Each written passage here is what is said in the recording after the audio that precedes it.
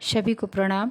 मैं शांभवी, ज्योतिष समाधान चैनल के माध्यम से आज आप लोगों को गुप्त नवरात्रि के बारे में बताना चाहती हूँ। जो कुछ मुझे ज्ञान है उस ज्ञान को आप लोगों से साझा करना चाहती हूँ। जैसा कि आप सभी जानते हैं कि नवरात्रियाँ पूरे साल में 4 आती हैं। 2 नवरात्रि आती है जो चैत्र में और क्वार में होती है, और 2 नवरात्रियाँ ऐसी आती हैं जिन्हें लोग बहुत कम जानते हैं, पर आजकल नेटवर्किंग की माध्यम से लोगों को काफ़ी कुछ पता हो जाता है। और ये 2 नवरात्रियाँ जो आती हैं वो गुप्त नवरात्रि के रूप में मनाई जाती है। ये गुप्त नवरात्रि आषाढ़ मास के शुक्ल पक्ष की प्रथमा तिथि से शुरू होती है और दूसरी गुप्त नवरात्रि माघ मास के शुक्ल पक्ष की प्रथमा तिथि से शुरू होती है। जैसा कि आप सभी जानते हैं, इस समय आषाढ़ मास का शुक्ल पक्ष लगने वाला है और यह 26 जून 2025 से लेकर के 4 जुलाई तक चलेगा।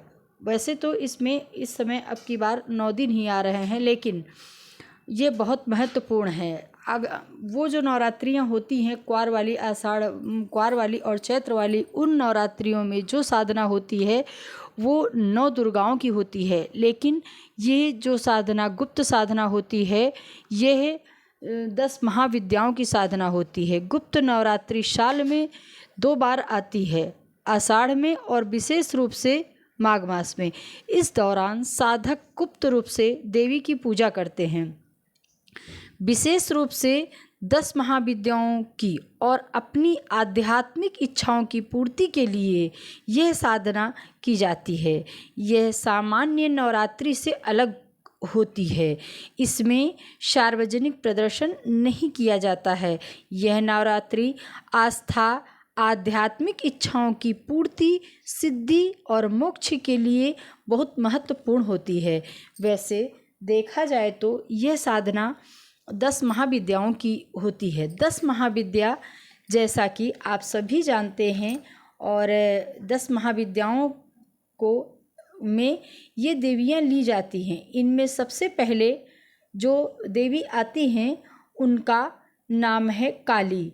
पहले माता काली हैं, दूसरी माता तारा हैं, तीसरी माता त्रिपुर सुंदरी हैं, चौथी भैरवी, 5वीं जो हैं भुवनेश्वरी माता हैं, फिर छिन्नमस्ता हैं, त्रिपुर भैरवी हैं, माँ धूमावती हैं, माता बगलामुखी हैं, मातंगी माता और अंतिम माँ कमला देवी हैं।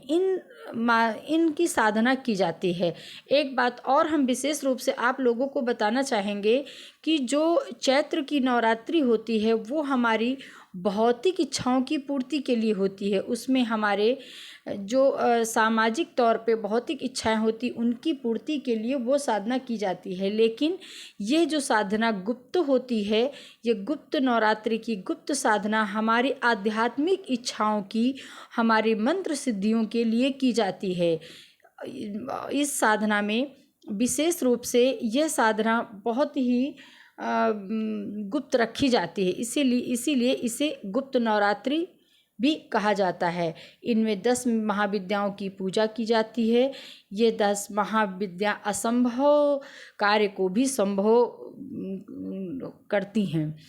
इसके साथ ही अगर आपने गुप्त नवरात्रि में कलश स्थापना की है या ज्वार लगाया है तो ये आपकी इच्छा के ऊपर करता है, आप कर सकते हैं। अगर आपने कलश किया है, ज्वार लगाया है तो आप लगा सकते हैं, इसमें कोई परेशानी वाली बात नहीं है। दोनों समय आपको फिर मंत्र जाप करना होगा, चालीसा पढ़ना होगा, सप्तशती पढ़ना होगा। अगर आपने कलश और ज्वार लगाया है तो पाठ भी अवश्य करना चाहिए। दोनों समय आरती करना चाहिए और दोनों समय माँ को भोग भी लगाना चाहिए। सबसे अच्छा और उत्तम भोग अगर माँ को लगा सकते हैं तो लौंग और बतासा लगा सकते हैं। इसके साथ में हम इस वीडियो में कुछ ऐसे उपाय बताएंगे जिससे आप लोगों को इस नवरात्रि में मंत्रों की सिद्धि हो जाए और साथ ही जो है आपके जो कष्ट है, जो दुख हैं वो भी दूर हो जाए। तो सबसे पहले आप ये ध्यान दीजिए कि जिस मंत्र को सबसे पहले महत्वपूर्ण ये है कि आप जो मंत्र कर रहे हैं, पिछले समय से करते चले आ रहे हैं, उन्हीं मंत्रों को अगर आप इस समय करते हैं तो वो मंत्र थोड़े से समय में बहुत बड़ा रिजल्ट देते हैं, बहुत जल्दी सिद्ध हो जाते हैं गुप्त नवरात्रि में। और ये साधना जितना गुप्त रखें उतना ही आपके लिए उत्तम होगा, उतना ही आपको सिद्धि प्रदान करेगी। दूसरी बात यहाँ पर ये है कि आपने जो है पूजा की है, सारे जितने भी वो, हाँ, इसमें साथ ही जो है अगर हम देखें कि हमें कैसे व्रत रहना चाहिए या नहीं रहना चाहिए, ये आपकी क्षमता के ऊपर डिपेंड करता है कि आप व्रत रहें या ना रहें। एक टाइम आप कुछ ले सकते हैं। वैसे तो ये पूजा रात्रि में की जाती है, गुप्त नवरात्रि की पूजा रात्रि में ही ज़्यादा की जाती है, इसलिए थोड़ा हल्का भोजन ले करके साधक को बैठना चाहिए। जो आप पिछले समय से मंत्र करते चले आए हैं उन्हीं मंत्रों को आप 2-4 माला बढ़ा करके ज़्यादा कर सकते हैं। अगर आप पिछले समय से नहीं कर रहे हैं, किसी तरह के मंत्रों से आप नहीं जुड़े हुए हैं, तो आप ऐसा कर सकते हैं कि इस समय माता शक्ति के किसी भी मंत्र को आप उठा सकते हैं। इसी समय से करना चाहिए। अगर आप इस समय से करने लगे तो फिर उस मंत्र को छोड़ना नहीं है। जैसे आप किसी मंत्र की 3 मालाएं कर रहे हैं या 7 मालाएं कर रहे हैं गुप्त नवरात्रि में, तो जो आपको 10 दिन या 9 दिन मिल रहे हैं उनमें आप ठीक है बराबर आप करिए, लेकिन साथ ही में ये ध्यान दीजिए कि उन मालाओं को आपको छोड़ना नहीं है। उनको आप नहीं कर सकते हैं तो हमेशा उन मालाओं को आपको रात में नहीं करना है, दिन में करना है, किसी भी समय जब आपको समय मिल पाए तब करना है, लेकिन छोड़ना नहीं है। तो यहाँ पर ये ध्यान देने वाली बात है कि उसमें अगर आप कर सकते हैं तो कम से कम 1 माला कीजिए। अगर आपको इतना भी समय नहीं मिलता है तो 21 बार करिए। अगर इतना भी नहीं समय मिलता तो 11 बार करिए। लेकिन जो मंत्र आप गुप्त नवरात्रि में उठाते हैं या सिद्ध करते हैं उसे कभी छोड़ना नहीं चाहिए, उसे गुप्त रूप पे हमेशा करना चाहिए, जिससे धीरे धीरे वो मंत्र आपका सिद्ध हो जाता है। और जब मंत्र सिद्ध हो जाता है तो वो मंत्र, जैसे ही मंत्र सिद्ध होगा वो मंत्र आपको के लिए काम करने लगता है। इसीलिए इसी तरह लोग कहते हैं कि उन्होंने इस मंत्र को सिद्ध कर लिया है। लोग अक्सर करके ऐसा करते हैं, मैंने देखा है कि मंत्रों को नवरात्रि में कुछ दिन उठाते हैं, करते हैं, उसके बाद छोड़ देते हैं। ऐसा कभी नहीं करना चाहिए। उससे जो भी हम करते हैं वो उसका भी रिजल्ट ख़त्म हो जाता है। कभी किसी चीज़ को छोड़ना नहीं चाहिए, उसको बराबर करते रहना चाहिए, निरंतरता उसमें बनाए रखनी चाहिए। हाँ, ये कहा जा सकता है कि जैसे आप 11 माला कर रहे हैं, 21 माला कर रहे हैं, तो उस जगह आप संख्याओं को कम कर दीजिए, पर करिए ज़रूर और निरंतर करिए और समय एक होना चाहिए। यह बहुत महत्वपूर्ण बात है। जब भी करिए, मतलब नवरात्रि के बाद जब भी करिए समय एक होना चाहिए और आप अपनी माला ज़रूर करें। अब देखिए, ऐसा है कि इसमें महत्वपूर्ण ये है कि आप दीपक कौन सा जलाएं, घी का जलाएं कि तेल का जलाएं या फिर कैसे जलाएं। इसमें कोई वो ज़बरदस्ती नहीं, आप कुछ भी कर सकते हैं। अगर आपको घी जलाने में सक्षम है तो जला सकते हैं, नहीं आप तेल का भी दीपक जला सकते हैं। अगर सुविधा अनुसार आप अपने करिए। अगर हो सके तो तिल का तेल ले लीजिए और तिल के तेल का ही दीपक जलाइए, वह भी बहुत बहुत महत्वपूर्ण, वैसे ही रिजल्ट आपको देगा। दूसरी बात ये है कि ये साधना कोशिश करिए कि 9 बजे के बाद ही रात्रि में करें तो ज़्यादा सही और ज़्यादा अच्छा आपको उसके रिज़ल्ट मिलते हैं। इसके बाद इस साधना में अगर हो सके तो आप अपने दैनिक जितने दिन हैं 8, 9, 10 दिन, इतने समय में खुद को बिल्कुल शांत रखें, किसी भी तरह का कोई अभद्र व्यवहार न करें और आप खाने पीने में थोड़ा सात्विक भोजन लें, किसी तरह का लहसुन प्याज से भी दूर रहें, अपने आप को जितना सरल और सच्चित बनाए रखें। और हो सके अगर आप ज़्यादा परेशानी में नहीं हैं या ज़्यादा जिम्मेदारियां नहीं हैं तो ज़्यादातर आपको हो सके तो माँ का मानसिक चिंतन, जब करने के बाद भी माँ का मानसिक चिंतन आप बराबर करते रहिए। ये 9 दिन आपके लिए बहुत महत्वपूर्ण होते हैं, सबको नहीं सुलभ होते हैं, ये उन्हीं को मिलता है और वही लोग कर पाते हैं जिन पर माँ की विशेष कृपा होती है। सबके लिए ये संभव नहीं है। अगर आप को ये 9-10 दिन में अगर आपका बीच में टूट रहा है या आप किसी तरह से छूट जाता है, जो संख्या आपने उठाई नहीं कर पाते हैं, तो इसका मतलब है कि माँ की कृपा अभी आप पर पूर्णता नहीं है। इसलिए कोशिश कीजिए, पहले माँ को प्रणाम करिए कि मैं ये मंत्र, ये साधना करने जा रहा हूँ, इसमें मुझे आपकी कृपा और आपका आशीर्वाद चाहिए। उसके बाद करिए, अपने आप को शरणागत करने के बाद करिए, ज़रूरी यही होता है। इसके साथ में ज़्यादा परेशान होने की बात नहीं, सामान्य ही रूप में पूजा करिए। और हाँ, इसके साथ ध्यान देने योग्य ये बातें हैं, अगर हो सके आपसे और अगर आप कर पाते हैं तो जो कपड़े आप पहनते हैं उसी कपड़े को उसी समय पहनिए, उसके बाद निकाल के रख दीजिए। फिर उस समय जब पूजा करने आते तो वही कपड़े, मतलब कि जो कपड़े आप पूजा के समय पहनते वही आप 10 दिन चलाइए, वही 10 दिन पहनिए। कपड़े एक होने चाहिए, आसन एक होना चाहिए, माला एक होनी चाहिए, समय एक होना चाहिए। अगर इन सब चीज़ों को आप ध्यान में रखते हुए आप पूजा करते हैं तो आपको अवश्य माँ की कृपा और माँ की सिद्धि जरूर मिलेगी, इसमें कोई संशय नहीं है।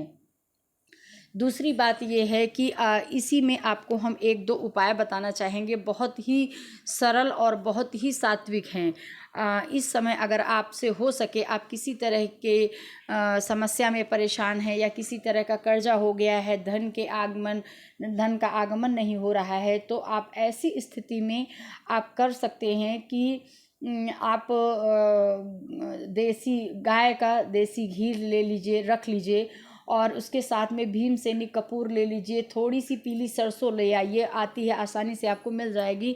साथ में लौंग ले लीजिए, फूल वाली लौंग, आप इसको एक डिब्बे में भर करके रख लीजिए। आप सुबह शाम दोनों समय निरंतर, और जब आप पूजा कर लेते हैं या फिर पूजा करने शुरुआत करते हैं और अंत करते हैं तो उस समय उस कपूर को आप घी में डुबो दीजिए। घी में डुबो करके आप दीपक में रखिए, और रखने के साथ में थोड़ा सा सरसों डालिए, थोड़ा सा उसी में लौंग डाल करके माँ की आप अपने इष्ट देवी की, अपनी कुल देवी की का ध्यान करते हुए आप माँ की आरती करिए। इससे आपको बहुत अद्भुत परिणाम मिलेंगे, और जो निगेटिविटी है, जो नकारात्मकता आपके मन में चल रही है, वो सारी दूर होगी और माँ का सानिध्य, माँ की कृपा आपको प्राप्त होगी।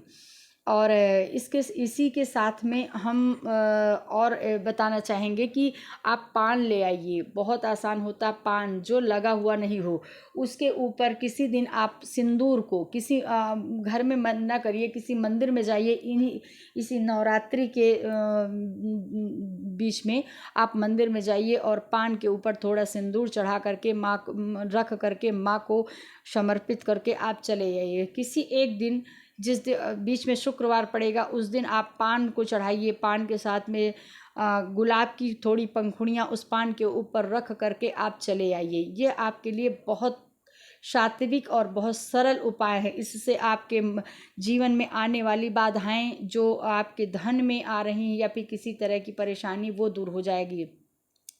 इसी के साथ में आपको हम एक और उपाय बताना चाहेंगे। थोड़ी इलायची माँ के चरणों में रख दीजिए, 5-6 इलायची माँ के चरणों में रख दीजिए, थोड़ा कपूर माँ के चरणों में रख दीजिए, और रखने के बाद जब उसको ध्यान से देखे रहिए कि मतलब इधर उधर कहीं ना हो, और जब आपकी पूजा समाप्त हो जाती है तो वो इलायची और वो कपूर का चूर्ण बना लीजिए। उसी में इलायची रख करके एक कागज़ में लपेट करके माँ से स्पर्श करके आप अपनी जेब में रखिए। यह एक बन जाएगा आपका लक्ष्मी नारायण योग, और आपको हमेशा धन की बरकत देता रहेगा। आप अपने पर्स में रख लीजिए, उसके 2-3 भाग बना सकते हैं। आप अपने पर्स में रख लीजिए, मंदिर में भी रखे रहने दीजिए। ये आपके धन के आने के रास्ते तुरंत का तुरंत बनेंगे। बाकी इतना ही, अभी तो मुझे इतना ही समझ में आया, मैंने इतना ही आपको बताया है। और इसके साथ में सभी भक्तों को गुप्त नवरात्रि की हार्दिक शुभकामनाएं। सभी की कामना पूरी हो, सभी के संकट टले, सभी की इच्छा पूरी हो, और सभी माँ की कृपा सब पर बने। सभी भक्तों के मन में माँ के लिए श्रद्धा बने और भक्ति बने। इसके साथ सभी को प्रणाम। जय माता दी।